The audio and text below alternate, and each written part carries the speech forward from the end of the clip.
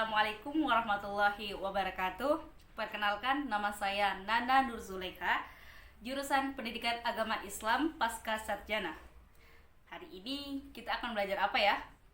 Penasaran? Tonton videonya sampai habis.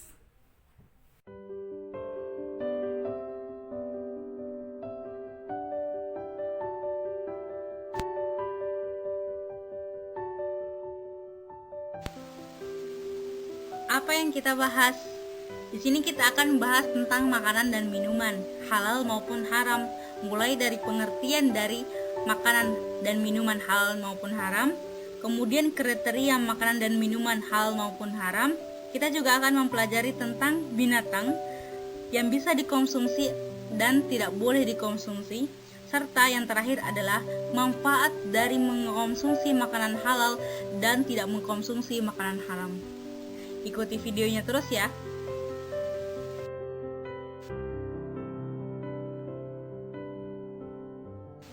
Bagian pertama, pengertian makanan dan minuman halal dan haram.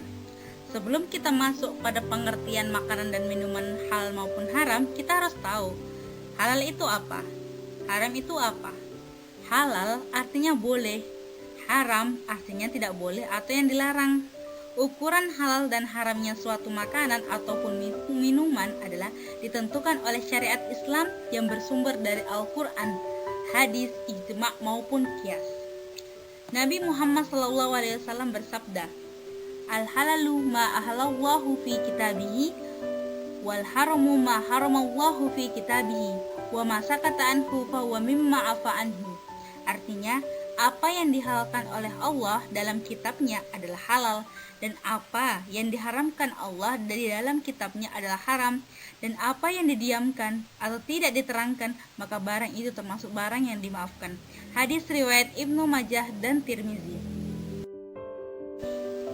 Jadi dapat diambil kesimpulan, makanan dan minuman halal adalah makanan dan minuman yang boleh dikonsumsi menurut ketentuan syariat Islam. Sedangkan makanan dan minuman haram adalah makanan dan minuman yang tidak boleh dikonsumsi menurut ketentuan syariat Islam. Kemudian yang kedua yang kita bahas adalah kriteria halal dan haramnya makanan dan minuman. Maksudnya di sini, makanan dan minuman tersebut dikategorikan halal dan haram meliputi 3 segi. Yang pertama adalah ketentuan syariat, kedua cara memperolehnya, dan ketiga adalah proses pengelolaan atau produksinya. Yang pertama yang kita bahas adalah ketentuan syariatnya. Ini menjadi kunci pokok utama dalam pembelajaran kita. Segala sesuatu yang dinyatakan halal oleh syariat Islam, Al-Quran, hadis, ijma' dan qiyas berarti boleh dikonsumsi, dan apabila dinyatakan haram maka tidak boleh dikonsumsi. Kedua, cara memperolehnya. Dilihat cara memperolehnya. Walaupun berhubungan dengan yang pertama tadi, dalam Islam diperbolehkan, dalam syariat dihalalkan, akan tetapi cara memperolehnya tidak dibenarkan oleh agama, maka makanan tersebut tidak boleh dikonsumsi. Seperti cara memperoleh makanannya tersebut dengan mencuri, menipu, korupsi, riba maupun pekerjaan maksiat lainnya. Yang ketiga yaitu proses pengelolaan atau produksinya. Berkaitan dengan nomor 1 dan nomor 2, jika makanan dan minuman tersebut sudah halal dan cara memperolehnya juga halal, akan tetapi cara pengolahan dan produksinya salah, itu juga tidak boleh dikonsumsi.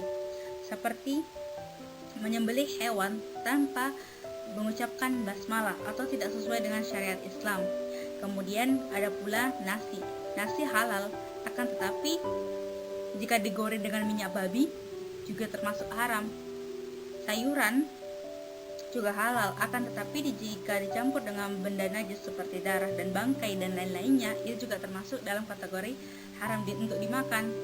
Madu, susu, semua itu benda-benda yang halal. Akan tetapi jika madu dan susu tersebut dioplos dengan homer, whisky, tuak, ganja, morfin, sabu-sabu dan benda narkotika lainnya, maka juga tidak boleh dikonsumsi.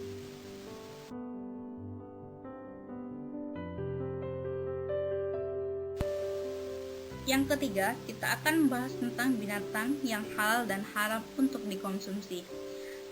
Makanan dan minuman yang halal yang pertama yang bisa dikonsumsi yaitu yang tidak diharamkan oleh Allah dan Rasulnya. Berarti sesuai dengan syariat Islam.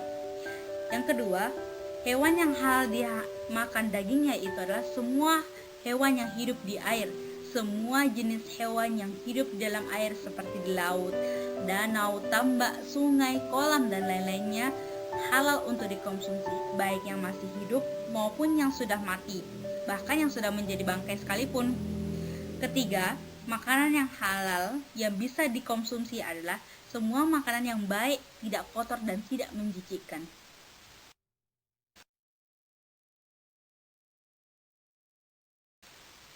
Yang keempat, hewan yang hidup di darat. Akan tetapi, tidak semua hewan yang ada di darat itu halal dimakan, ada pula haram dimakan. Lantas, hewan apa saja yang halal untuk dikonsumsi? Yang pertama, hewan jenis bahimatul an'am, binatang ternak seperti sapi, onta, kambing, dan lain-lainnya. Kemudian hewan jenis unggas seperti ayam, bebek, maupun itik. Terus yang bisa dimakan juga hewan buruan seperti kijang, rusa, kelinci, dan kancil. Akan tetapi yang perlu diingat, halalnya hewan tersebut apabila diproses melalui penyembelihan secara Islam. Jika tidak, itu dalam kategori haram. Sedangkan hewan darat yang haram untuk dikonsumsi seperti haram karena ada larangan dari syariat Islam yang sudah tertulis dalam Al-Quran seperti anjing maupun babi. Kemudian hewan-hewan yang buas seperti binatang yang bertaring, berbisa, berkuku tajam. Kemudian darah dan bangkai. Akan tetapi bangkai di sini kecuali bangkai ikan dan belalang. Kemudian binatang yang hidup di luar dua alam. Jadi di dua alam, bisa hidup di air maupun di darat, itu juga tidak boleh dikonsumsi atau haram dikonsumsi. Dan yang terakhir adalah hewan yang disembelih atas nama selain Allah, biasanya untuk sesajen atau korban, atau dikorbankan untuk berhala.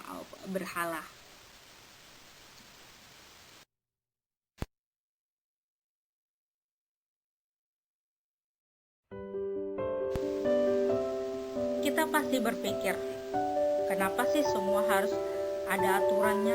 Kenapa sih semua harus ada larangnya? Kenapa nggak dimakan semua? Ini kan semua ciptaan Allah, kenapa nggak dimakan semua? Harus diingat, pada dasarnya semua yang halal bagi kita pasti bermanfaat untuk kita, dan semua yang dilarang untuk kita pasti berbahaya untuk kita.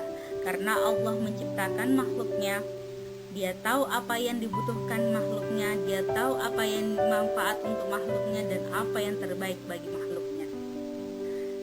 Yang terakhir, dampak mengkonsumsi makanan dan minuman halal maupun haram. Manfaat mengkonsumsi makanan dan minuman yang halal yang pertama itu adalah dapat menyehatkan rohani.